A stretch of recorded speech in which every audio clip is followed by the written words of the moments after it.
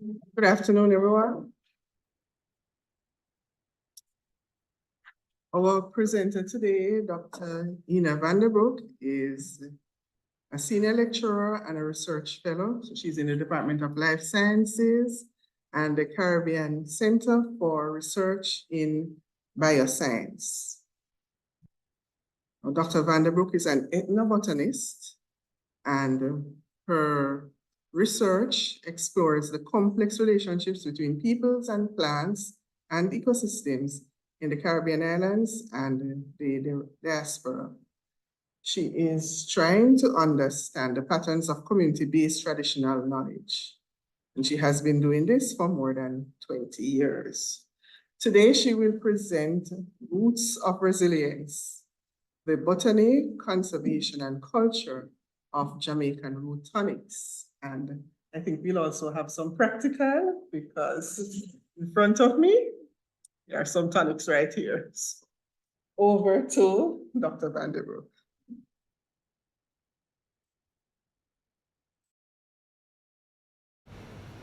Thank you very much, Dr. Tanis, for the invitation, and welcome everyone to this presentation. I'm delighted to speak with you today about Jamaican root tonics, their botany, conservation, and culture. And I hope that by the end of my presentation, you will know some of the answers to many questions about Jamaican root tonics that you never knew you had. To start my presentation, I would like to start with this picture that I took of this lovely gentleman on the way to Bath, Mr. Buster, and he's holding in his hands two of the root tonics that he himself prepared and bottled in repurposed rum bottles. And Mr. Buster is not the only person to do that. In Jamaica, there is literally an artisanal production line going on all across the island of these root tonics.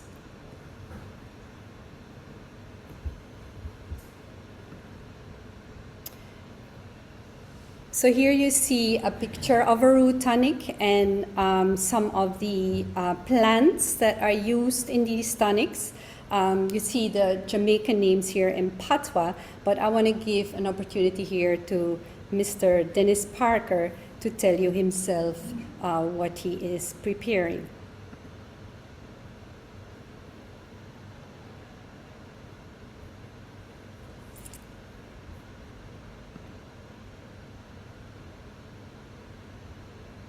And I'm seeing that the sound is not working. We tested it before, but I'll explain what he's giving the names of those species that are used in root tonics: the cheney root, the guinea hen, the sarsaparilla, the blackquist, the milkquist, medina, and busy. And he's also saying that he's boiling them for several hours, and after that he's decanting the liquid and he lets that cool. So he's showing the bucket where after several hours the mixture is decanted in. And then he's also explaining that you cannot just go out and collect root tonics and prepare them at the same time. It's very important that you let them dry very properly for a good while. So root tonics are fermented formulations of Jamaican plant diversity, and they include roots, parts of lianas, bark from trees, and also sometimes dried leaves. So as I said, these are beverages that are prepared all over the island, and there are many questions that remain. Across Jamaica, what is the plant diversity that is used to prepare root tonics? And what is some of the traditional knowledge, community-based knowledge associated with root tonics, like who drinks them in Jamaica, when and where, and how was it first developed? Also, why do Jamaicans like root tonics so very much? So we have a number of questions that I'm addressing in my presentation. we also don't know, so root tonics have this long historical use, but we also don't know who the present day stewards, the knowledge holders are of these root tonic beverages. And whether there are so many plant species used in them, and whether there are any conservation issues with using these different plants. So the methodology that we did, I'm an ethnobotanist, so part of my work is ethno, or culture, or people, and we use interview questionnaires for that. And a questionnaire is something that you develop, and you put significant time into developing that. And afterwards, it is reviewed by an ethics committee to see that the questions that you're asking are not leading, that people know what the project is about, and that there are no uncomfortable questions in there. So in Jamaica, we interviewed 100 people across 5 different parishes in 5 different study sites. In each study site, we had 20 people. So you see the parishes here. And in New York City, we also interviewed 20 Jamaicans who were born in Jamaica, but now living in New York City for comparative purposes. And also for the New York arm of the project, we obtained Institutional Review Board ethical approval. I want to emphasize that this is not a project that I did on my own. I got help with interviewing from my colleagues. Dr. Picking is here. We also had Mr. Devon Lindsay in Kingston, who did interviews there, and in New York City, Ms. Macaulay Cullen. So part of the questionnaire was about asking people to free list the plant that they use in root tonics. Now we also had more semi-structured questions, and open questions, for example, that invite longer answers, such as why do Jamaicans like to drink root tonics? And you had very structured survey questions that invite answers such as yes and no. For example, do you prepare root tonics yourself? Do you drink it? Do you collect plants? And so on. So from these interviews, we got a very long list of local plant names, like I showed you before, the cheney root, the bloodwhiz, the black whiz.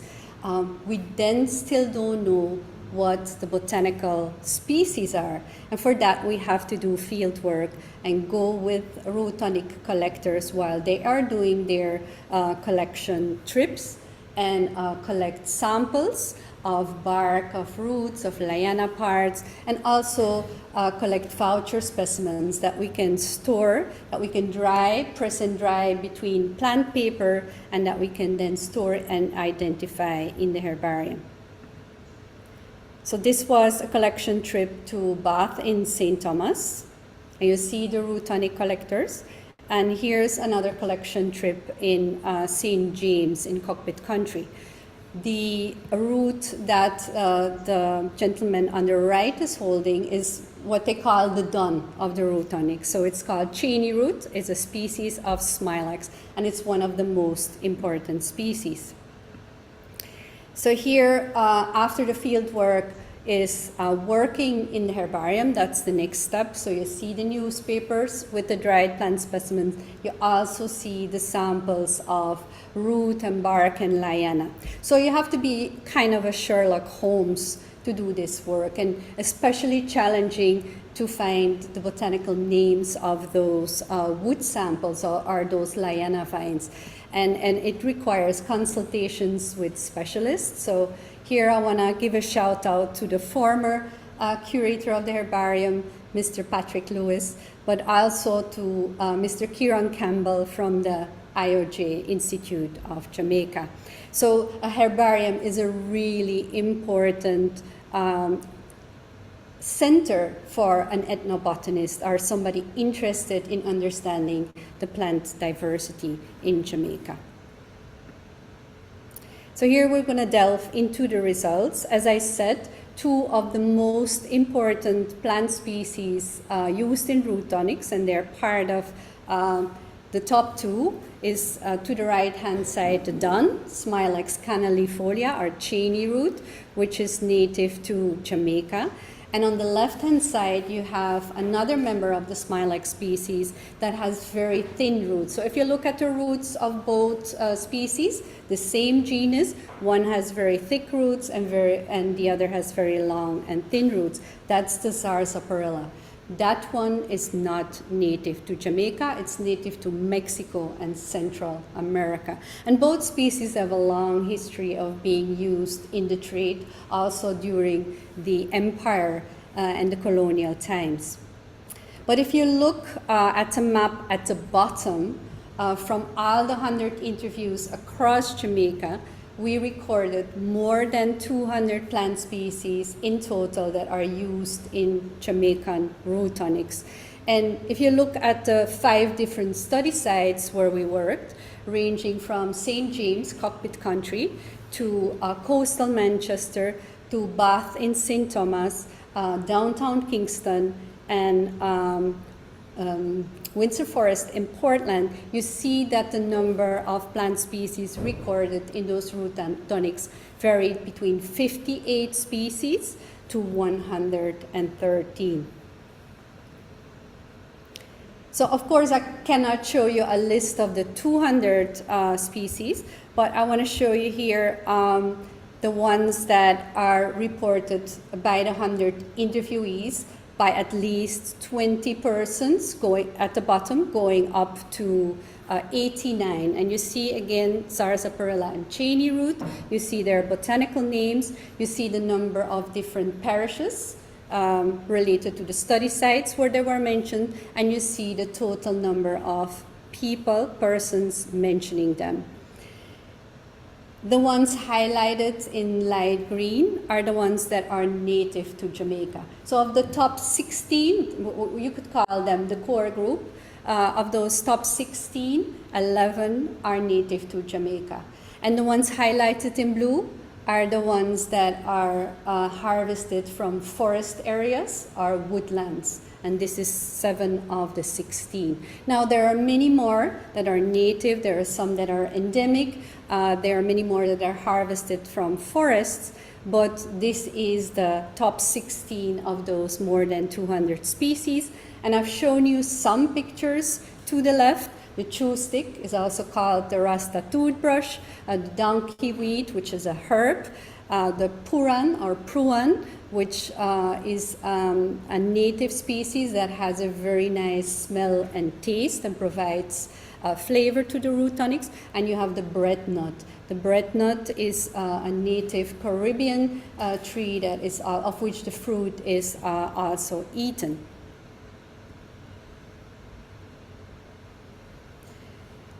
So just as you can speak about plant diversity, species diversity in ecology, you can also speak about knowledge diversity when you do these interviews across different study sites. And this graph is just to show you that only 1 in 4 plant species are reported by 5 persons or more. So this is knowledge per study site. You remember, 20 people were interviewed in each study site, and 1 in 4 in Portland and in Manchester were reported by 5 people or more. This goes down to 1 in 5 species in St. James in Cockpit Country, and I added New York City for comparative purposes, and there it's only 1 in 8 species. So again, using techniques and indices from ecology, you can look at where across those 5 study sites is the knowledge diversity the highest, and then where knowledge is more evenly distributed across people who are interviewed, which contrasts with places where most people will report on this same set of plant species. And you see definitely in New York City, but knowledge diversity is also high in St. Thomas, and it's lowest in Cockpit Country. meaning that in cockpit country, people tend to report more often the same set of species. And that's also reflected in the knowledge, the total number of species that was recorded in each study site. So here you can apply, because ethnobotanical knowledge and uses are part of a social ecological system, but you can still apply indices from ecology to measure that knowledge diversity. So I showed you the top two species, the Sarsaparilla and the chainy root, but again, if you look at the third most commonly mentioned species in each study site, then you see that there is variation across the island. And this again invites us to sample more parishes in the future. In Portland, this was the blackwiz, and I want to point out, Dr. Dwight, we have a blackwiz growing in the botanical garden. It's a native Caribbean species. It's a culturally important species. Let's make all efforts to, highlight that species. It's the third most commonly reported species in Portland. In St. James, you have the bloodwiz, and the species of bloodwiz that is used there has a variety that is endemic in Jamaica. So the species itself, Rurea glabra, grows all over the Caribbean and parts of South America, but this variety jamaicensis, is only growing in Jamaica, and that's the third most important species in St. James. In Manchester, again, these are two endemic species, this time of a vine that's Serrania, that's of the genus Serrania equestris and levigata. And in St. Thomas, it's Ramoon or Ramoon, it's the Trophis racemosa. So you see all these species are either native to Jamaica, meaning they're indigenous here, but can also be indigenous to other places. When they're endemic, and those are the ones highlighted in blue, they're uniquely growing in Jamaica. There's only one on this whole slide that is not native or endemic, and that's the one from Kingston. That's the Medina here, the Alisocarpus vaginalis, the one in the middle. That one is exotic to Jamaica, and it's also growing on our UWI Mona campus. It's a very small herb that spreads close across the ground. Anyone has seen it here? It's kind of an inconspicuous herb. It's said that when the horses in the racetrack are fed this herb, that they are really performing much better. So we are talking about those common names of plants and the botanical names. So common names is traditional knowledge, like the chainy root. The scientific names is botanical names, like here you have a one-to-one correspondence. This means that when somebody reports a chainy root, it's in Jamaica always Smilax canalifolia. So it's a one-to-one relationship between both names. The same is true for one of the lianas. This one is called milkwiz. When it's highlighted in blue, it's endemic, Pinocchia floribunda. That one has a milk, and again, people perceive milk with a nutritious substance, so this is why it's included in root tonics. And again, the name milkwiz is always associated with this plant species. So this is a one-to-one correspondence. However, you can also have one-to-many. That's when you have one local name, but it's associated with different botanical species. So you have the strongback, that can be either Desmodium species, which is a legume, or it can be Cuphea parsonsia, which belongs to the botanical family of Lythraceae, a completely different family, or it can belong to the coffee family, and then it's Morinda royok. If you ask people more questions like which strongback are you referring to, they would either tell you the broadleaf or the flat burr, which is a Desmodium, or the fine leaf and the running on the ground, that's the kufea, or the yellow one, and you can see the person holding the root, it's yellow, and the one that grows by the seaside, it does indeed have a coastal distribution. So here Morinda royak, you see its distribution, and here you have an example of many to one. So you have many local names, and you have one botanical or scientific species. So Morinda royak has a wide distribution, and the names in Jamaica can either be strongback, red gal, red root, root of life, golden seal, or courage. So it's a many to one relationship. This just to show you the complexity of this social ecological system, these traditional knowledge systems that make up Jamaican root tonics. So with that, I want to round off talking about botany and plants, and I want to move on to the oral history of Jamaican root tonics. And we have a publication out in Frontiers in Sustainable Food Systems. And if I move this around, maybe I can see the title better. It's Root Tonics and Resilience, Building Strength, Health, and Heritage in Jamaica. It's open access, so you can go there and download it. And on the publication, we also included the name of our community collaborators, because I want to emphasize that we would not be able to understand the complexity of this knowledge if it were not for the contributions of local community members. So they're making an significant intellectual contribution, and they deserve to be co-authors on our scientific publications. So here you see two root tonic makers, Mr. Denton Swale and Mr. Everton, his cousin, enjoying their homemade fermented root tonic beverage. And just to give you some data, from the 100 persons we interviewed across Jamaica, 97 drank root tonics, 61 persons sold root tonics, so the majority sold them.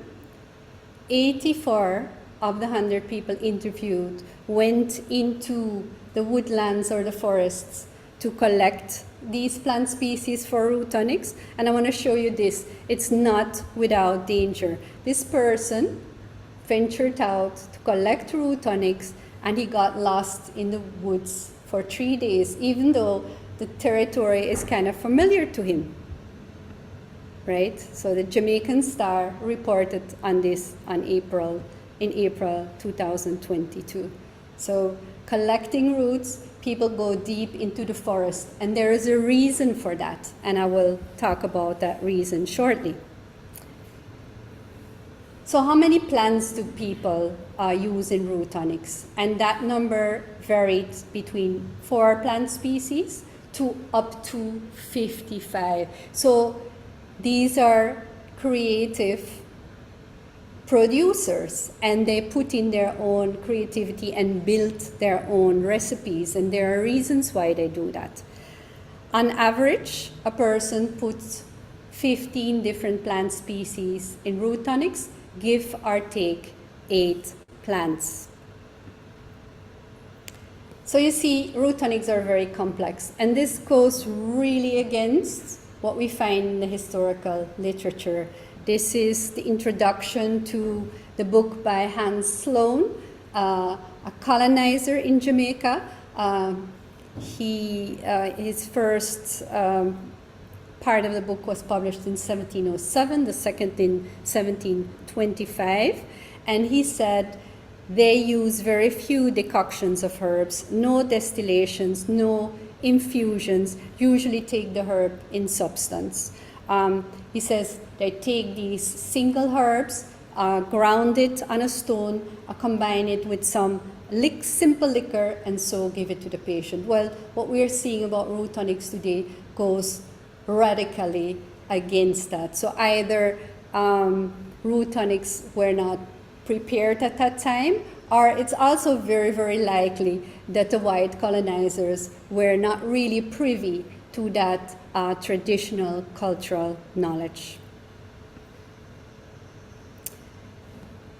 So putting all the interviews together, we did not only quantitative analysis, where you work with numbers and you perform statistical tests, but also a qualitative analysis. And we use software called Atlas TI for that. It's used a lot by social scientists. And it's a very complex diagram, but it shows you the relationships between certain keywords that are coded. You code them because when you read through the interviews, you find that they are constantly repeated independently by different persons. And I forgot to tell, when we did the interviews, it was really one-on-one conversation. So the interviewer with the questionnaire holding a conversation with people familiar about root tonics, asking the questions and writing down the answers. So here you see the relationships between the questions we asked. So Q1 in gray, definition, what is a root tonic? Why do you drink root tonics, or why do Jamaicans drink root tonics? When do you think it was developed, and by whom, and who are the present knowledge keepers? That's in gray. Then you have quotes, and you have the keywords, and it really shows you that network of knowledge. So let's go to a few of those questions. What is a root tonic? And I will also illustrate it with some direct quotes from the interviews. Here you see key terms and their association with that question. And that association, or the C coefficient, is based on how often those terms appear in the interviews. So roots is about building the body, cleansing the system, boosting energy, strengthening your nerves, and good pulse. So I think we should all, you would agree, we can all use a root tonic now and again, right? So you see here these combinations of terms. Here you also see the Cheney root again. It's people keep saying it's the done, it's the main one. It holds everything together. And I want to bring your attention to the aphrodisiac. And I have here some commercial root tonics, which I invite you to sample later on. And the commercial ones seem to emphasize the aphrodisiac component.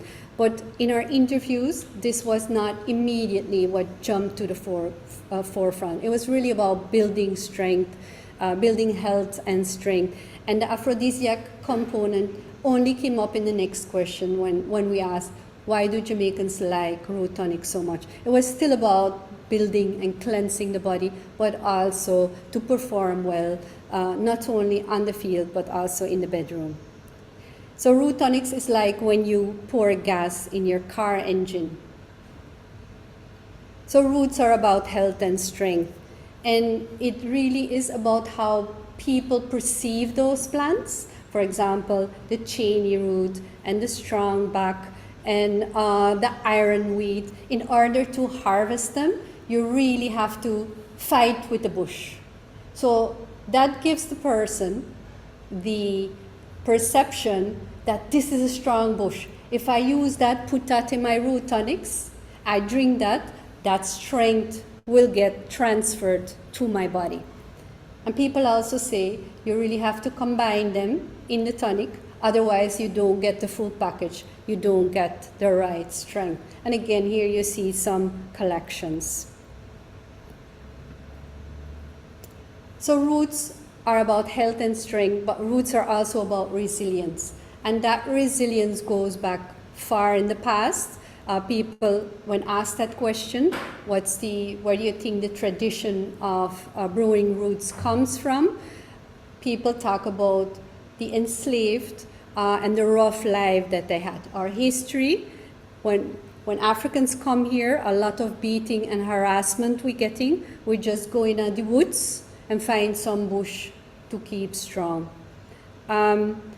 There's also in the interviews reference to the indigenous American populations as well, and how Africans may have exchanged knowledge with them.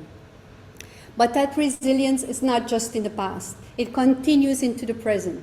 When people say, you know, my roots strengthen my back, it really gives me that rhythm, allow me to bend down your back and work hard all day on the farm. So that resilience and that enduring, the enduring stressors of a hard daily life comes back.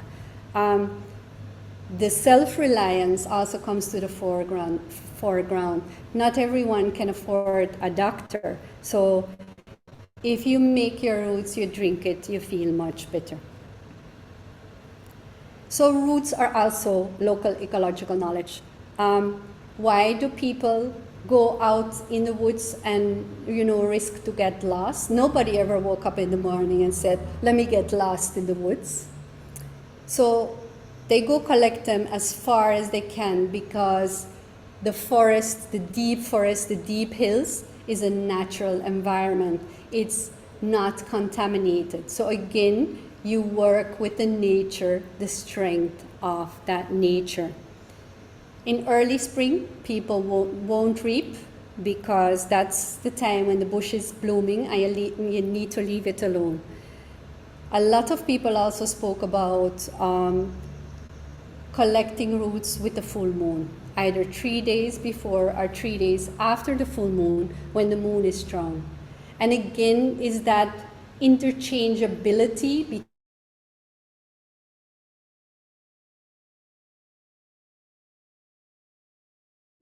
you feel strong. A weak moon, if you wake up and you feel lousy, it now must be a virus. It can also be the weakness of the moon.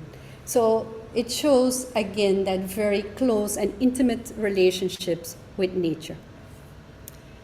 Finally, roots are a very nice beverage, and this is one of the perks of doing this project, is that I got to taste a lot of root tonics, and you're invited to sample them. You drink them by a small shot glass.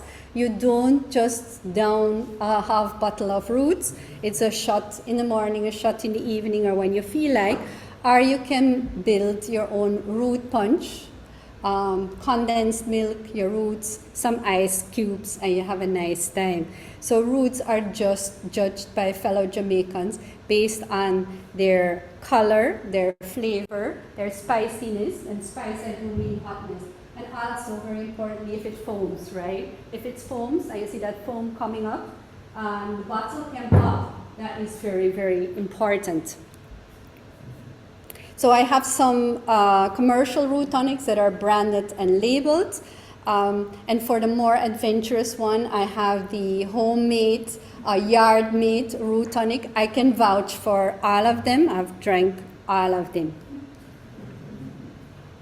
So who are the contemporary knowledge holders of root tonics? And about half of the persons interviewed specifically referred to Rastafari as the knowledge bearers. They are the ones to carry forward the culture and the tradition of roots. And again, you know, you have roots music, you have roots tonics, but roots are also the part of the plant that is under the earth, and roots connect you with the ancestors. So it's this whole cosmovision of how we are a part of nature, and we in cities have really separated ourselves from the natural environment. So roots connect urban and rural areas, and individual root tonic plants are sold in Coronation Market. And here is a proud herbal vendor in Coronation Market. David, you remember her name was Lumbe, Mumbe, Malumbe, it was her nickname. And roots are not just restricted to Jamaica. Anyone know where we are now? Guess? New York City. Roots connect Jamaicans on the island with Jamaicans in the diaspora. And Jamaican-born people in New York City are among the top 4 communities. So it's no wonder that this is Harlem, and this gentleman here is selling water, is selling soda, and is selling Jamaican root tonics. I lived 16 years in the Bronx, and Boston Road and White Plains Road are also areas where a lot of Jamaicans live. I was able to eat jerk chicken, eat patties from the Kingston Bakery, and so on and so on. And there is also the culture of Rastafari opening health food restaurants and juice bars where you can buy Jamaican root tonics that are often produced in New York City. So here you see the root tonic van with the lion paw roots, and you see also Miss Margot Vivias, who I interviewed in Harlem, and she had just gone to JFK, and her network in Jamaica of family and friends had sent her all these bags with raw material of roots that she distributed, and it's mostly distributed for Jamaicans, to Jamaicans, but also the wider Caribbean community. The image on the right-hand side is about Jamaican root tonic plants, also commercialized and available online. And here I think we researchers can also play a role in assisting with botanical identification. This species here is definitely not Stimodia maritima.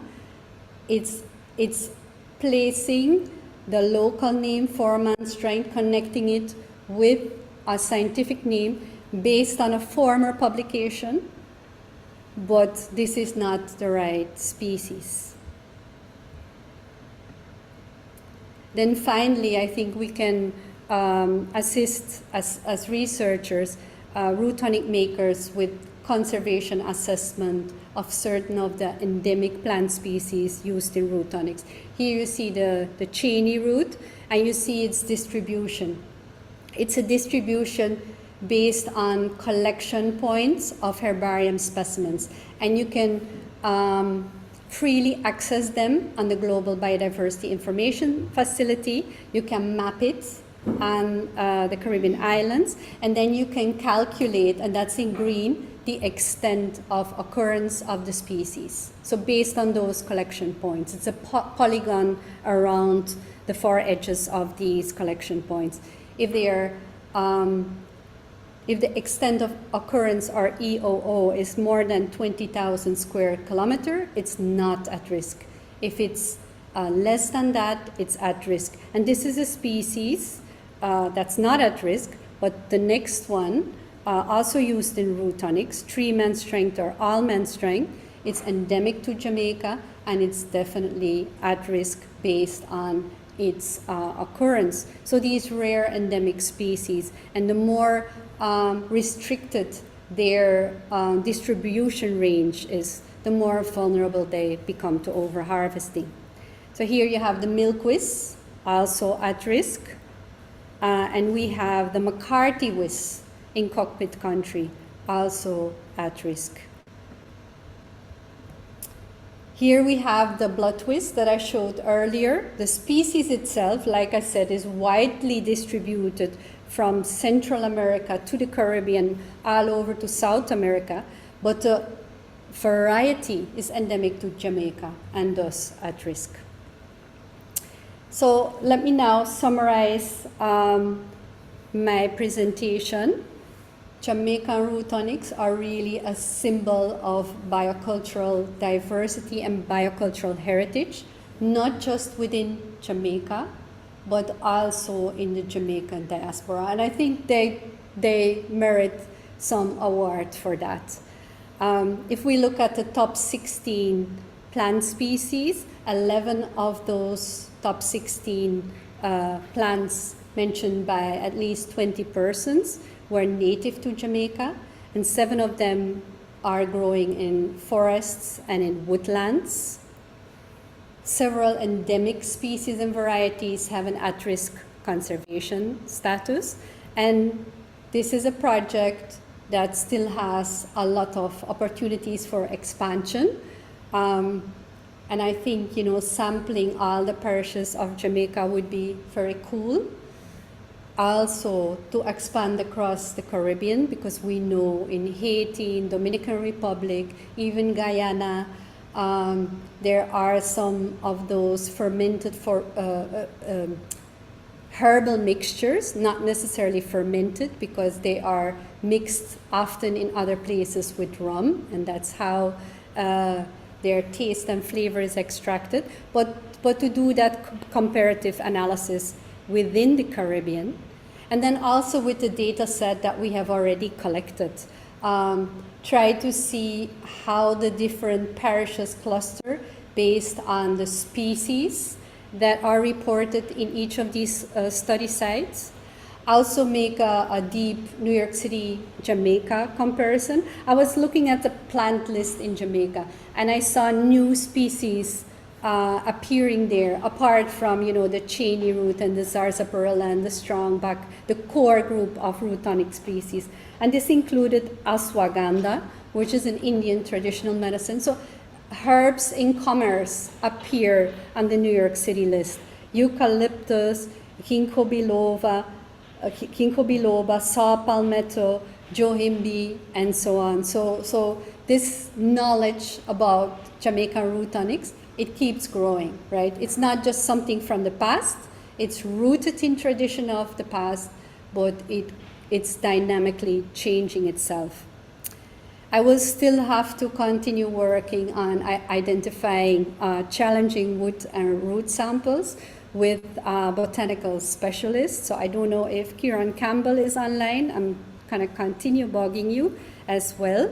And then apart from the research objectives or perspective, I think finding ways to reach out to the community. I would love to do a root tonic festival. I know last week they were talking about bringing dance hall to the people for communication, science communication of marine ecosystems. But how cool would it be if we do a root tonic festival, invite root tonic makers from each parish and do a contest, like the best in roots, a judging contest, a tasting contest, or a public runner-up, and give them some awards. And then finally also giving back to the community, because it's not just about researchers going in, getting the data, and then we're just publishing them, but also returning the results of each project to the community as well. And we did that in the past with our community guidebook. This is from a previous study. So I want to end my conversation today thanking my colleagues at the department and at the Caribbean Center for Research and Bioscience, the New York Botanical Garden also, my funders, National Geographic Society and the Cigna Foundation. And so this project is still active, and I really welcome interested students to work with me. I know our new MPhil student, Ms. Ravikia Stevens, she's interested in looking at those cultural contributions from history, the enslaved, the indentured, the colonizers, and see how that relates to the plant species that are used in root tonics. But like I said, we also need to expand our survey. We need to do more, we need to gather more data, basically. There is much more to be said about root tonics. And so we have a new MPhil and PhD in ethnobotany and ethnobiology. We're accepting applications since last month. And this is for community-based and fieldwork-based research. But if you're not really that much of a people person or a fieldwork person, we also have a degree for you in MPhil PhD in pharmacognosy to do some laboratory studies of plants, herbal remedies in general, but also plants used in Jamaican root tonics. So with that being said, I'm gonna invite some questions.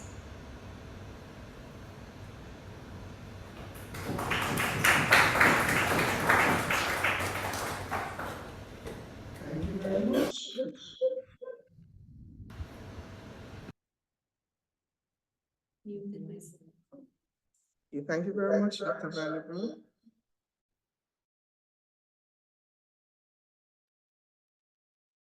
All right. Well, we can take questions.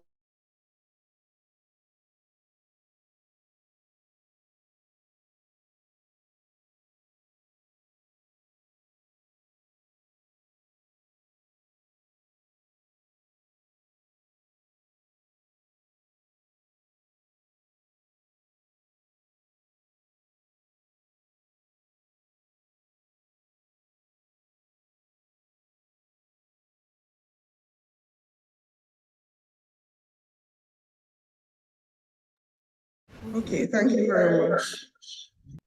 Still having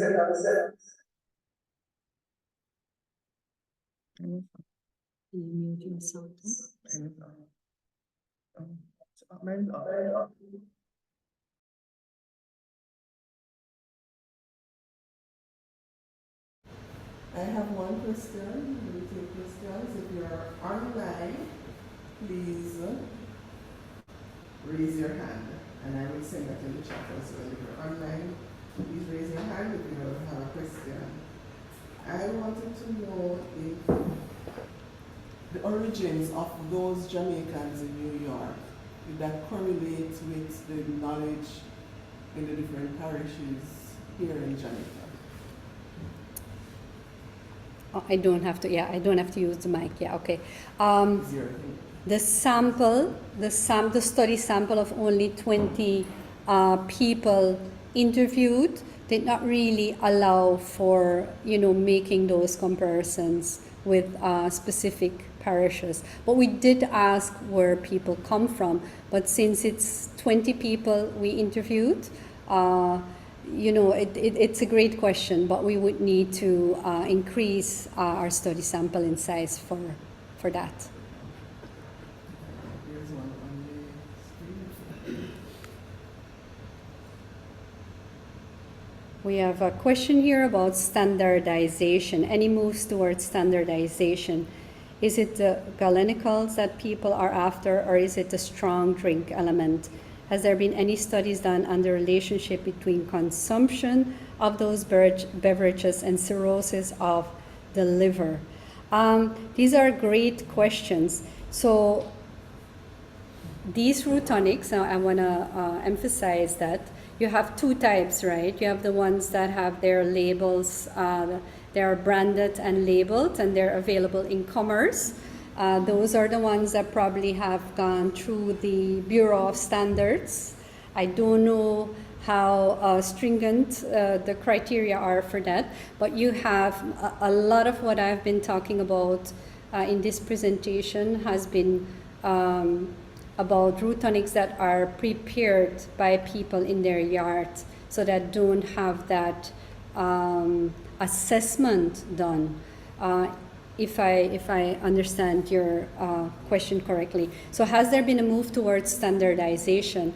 The answer is no. People are really creative in adding their own recipe together. And the root tonics are in between medicine and food. So it's that recipe that everybody is building on to make it theirs. So there is no move towards standardization, but I think once a product comes on the market, that will be more stringently monitored. Is it the galenicals that people are after, or is it the strong drink? I would say both. You have the root, the blood twist, and everything that when it boils, it boils red. That is good for the blood.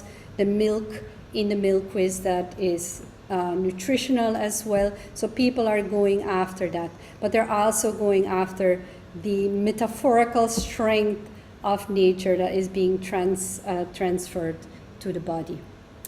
Has there been any studies done on the relationship between consumption of root tonics and cirrhosis of the liver? Not that I know of. Any questions in the room? I've actually got two. One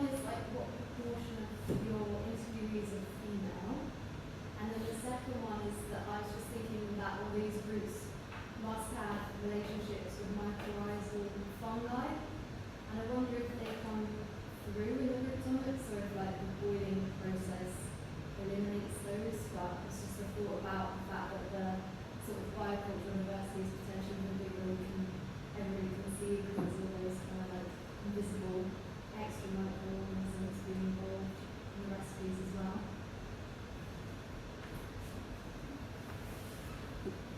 Good question. Women, so the majority of the people we interviewed, and it was really based on, so it was a convenience sample, right? Finding people who are familiar with root tonics, the majority proved to be men. So there were 11 women in our sample of 100 people in Jamaica, and there were like, of the 20, there were like 2 or 3 women in New York City. So we always ended up getting to the men, and men are the ones who go to the forest, deep into the hills, to collect those root tonics. So it's like a gender division of who is most closely familiar with collecting those roots. As for the ectomycorrhizal fungi, it didn't come through in the interviews, and I didn't explore that in the field, but root tonics, when Mr. Dennis Parker was speaking about how he prepares it, he said he boils it for an hour, but there are lots of people that boil it for hours and hours and hours. So I don't know to what extent that would still play a role in the beverage as such.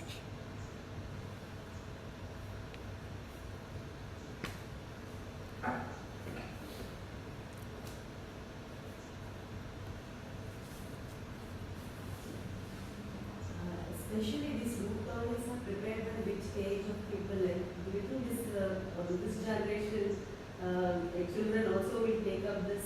They can also prepare this, or only the people who are aged and who are into age one, they are only doing this?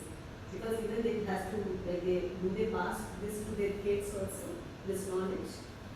So you're saying which only people are prepared? Like the age, because they have to pass it, because now the children are educated and all that, they don't want to go to that. Yeah, question about age and knowledge about root tonics is a very, very good question. I didn't really see a correlation with the number of plant species mentioned in root tonics and age, and that is because young people can quickly also become very knowledgeable if they are surrounded by family members that they can acquire that knowledge from.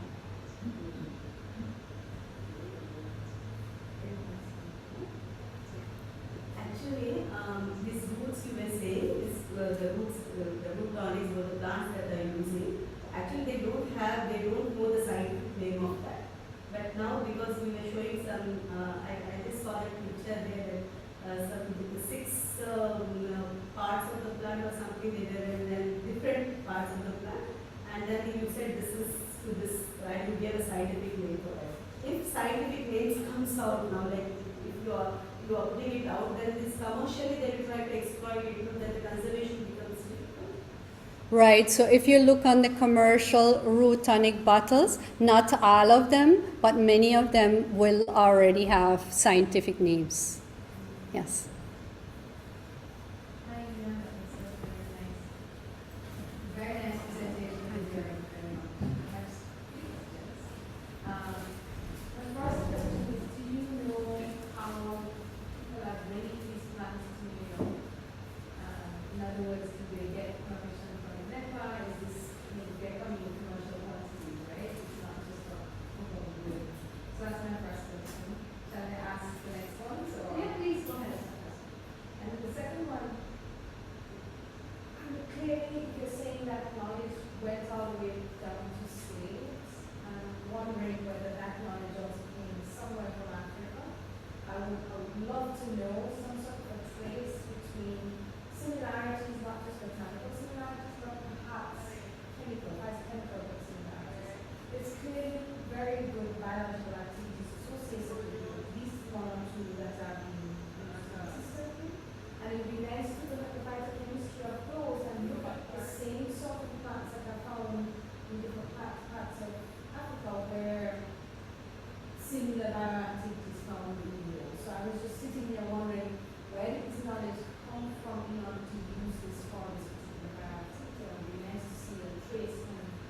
wherever that knowledge came from? That's my second question. And then three questions. Sorry.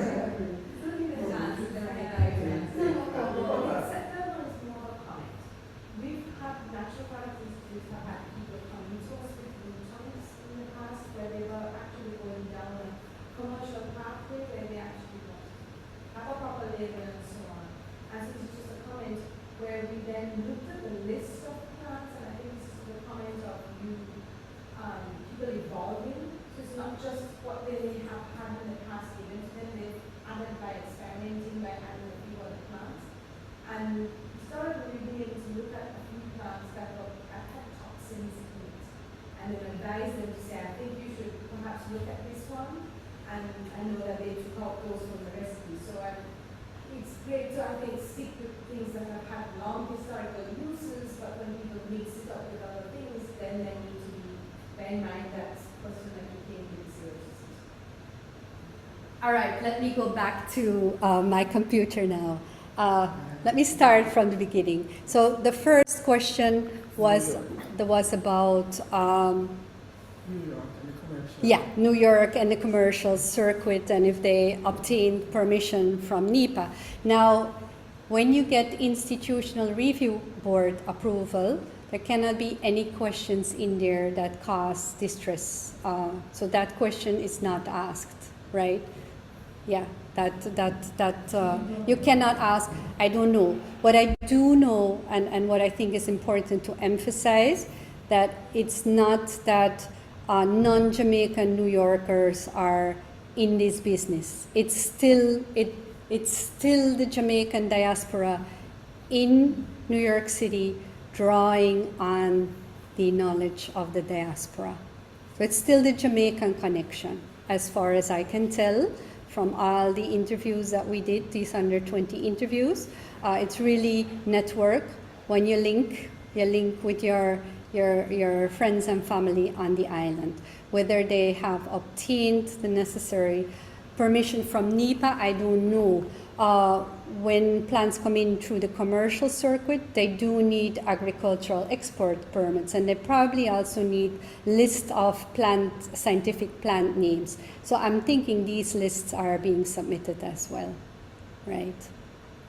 Okay, so that was the first question. The second question was about the Africa connection. Now, if you look at the sarsaparillas, the number 1 and 2, there is a long history of use of indigenous Americans using these species, and when the European colonizers came, they appropriated those species and that knowledge for the empire. So these are the top 2 most important species, but many, many more are being used. Now, together with colleagues from, a group of colleagues, we had this publication, it was Tine van Andel from the Netherlands who was spearheading that, just looking at aphrodisiac plant mixtures, and the root tonics also fall in that category. And she looked at comparatively between Africa and the Caribbean, and there was not much overlap. And you have to know, through the history of the slave trade, enslaved Africans really came with nothing, and they had to work with nothing when they arrived here, really reinventing their traditional knowledge systems. Your third question was the comment about the active components and potential negative effects. There, I would say you will only know, and of course, I'm treading now in your territory, so you can call me back, you can correct me if I'm wrong, but a plant may have a certain activity, whether it's good or bad, but unless you have evaluating its effect in a mixture, where you may have synergy, or you may have other components that counteract the activity of that component, you cannot know. That would be my answer. But I would let the ethnopharmacologist talk about that.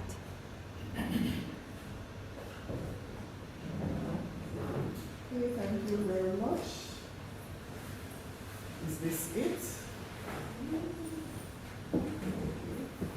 And this is it then. Okay, so it's just left for me to thank everybody who attended, those persons online and those in the room, and thank our presenters. That's what I was asking, that's it. I only have one question. Right. Go ahead. The research you do with the farmers across Jamaica, where you talk about joining the roots or joining the herb. Like, yeah. So me I say, like, what them say about if the herb or the root not properly dry, the process of it, like what it affect. Because to me, if you don't properly dry the thing, it will be a different result from the dry. So what people would say, So I'm asking like what farmers say about, because you were saying like they say you have to properly prepare it, like dry it properly, but if not, then what is the result? if you don't dry it properly, then the roots will spoil.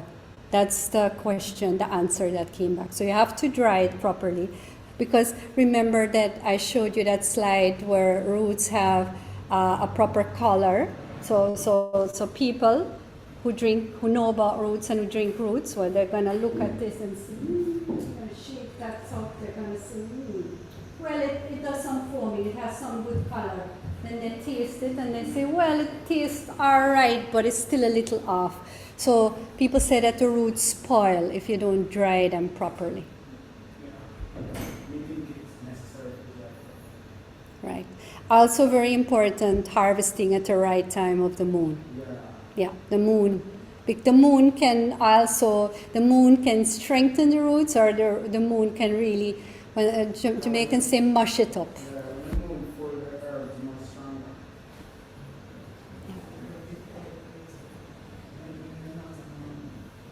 Following that cycle, if you get change outside of how they prepare this in terms of time and money, it's harvesting time, it's too tough. It gets too hard, physically too hard, so that is why you see things like that. And then there are different ways of preparing the plant material, drying, standing, that we speak to the question before about the Absolutely, substance. toxin from outside. Yeah. Police, It doesn't dry it. microbials of the fungi, so that's the main one we have to write. But there are other ways that we need some scald and syrup, so, you know. And it takes a while if you peel at a time, at least 3-4 hours, so they can feel the Right. And I also see that we have Seven Rivers Tropicals Online. Mr. McAlpin is one of the persons who I interviewed in New York City. Blessing. All right, is that really enough?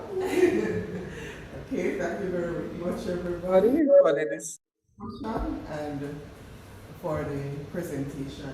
We invite you next week. We have a seminar on bats, right? On bat physiology. So we invite you to come again next week at 1:30.